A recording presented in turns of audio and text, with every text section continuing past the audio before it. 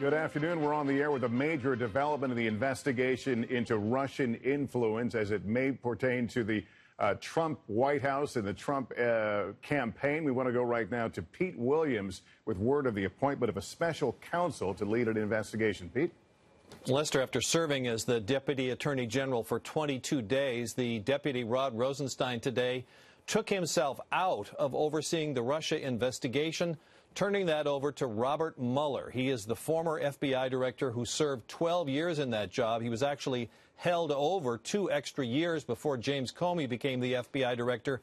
He will have the full authority to investigate that any U.S. attorney would, including the power to file criminal charges. This is exactly what congressional Democrats have been pushing for the appointment of a special counsel ever since Rosenstein was confirmed, and partly because the Attorney General, Jeff Sessions, has taken himself out of making any decisions about the investigation.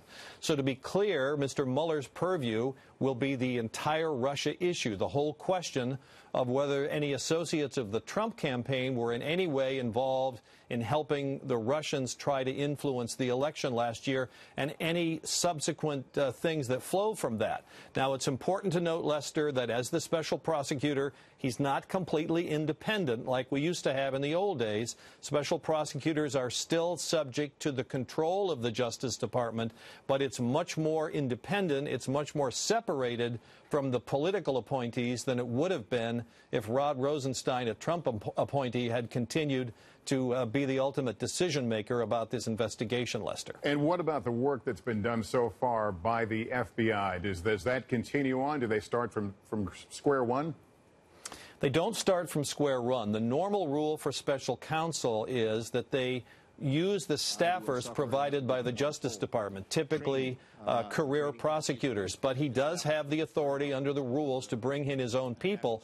But, Lester, let's be clear. The immediate effect of this is going to be to delay any ultimate decisions about where the investigation goes, because when Mr. Mueller comes onto the job, he'll have to spend a good deal of time getting up to speed on it.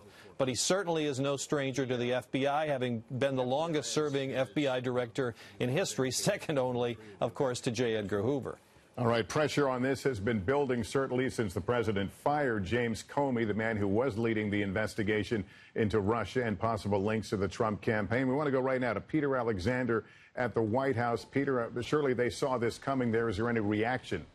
Well, we just reached out to the White House. We were hoping to get a reaction from them momentarily, but be clear, Lester, within the last 48 hours, as recently as Monday, we heard from the press secretary, Sean Spicer, saying on behalf of the president that there is no need for a special prosecutor in the Russia investigation, saying that the 3 investigations that existed with both the Senate, House Intelligence Committees involved and the FBI was sufficient. They said the addition of another investigation, the addition of resources required would be effectively superfluous. Sean saying, I don't know why you need additional resources when you already have 3 entities investigating this. But this sort of punctuates what has been a remarkable last week, 8 days really, from the firing of James Comey, then the meeting the next day with the Russian ambassador and the Russian foreign minister with the president, where we would later learn that the president during that meeting revealed highly classified intelligence to those 2 senior Russian officials. Within the last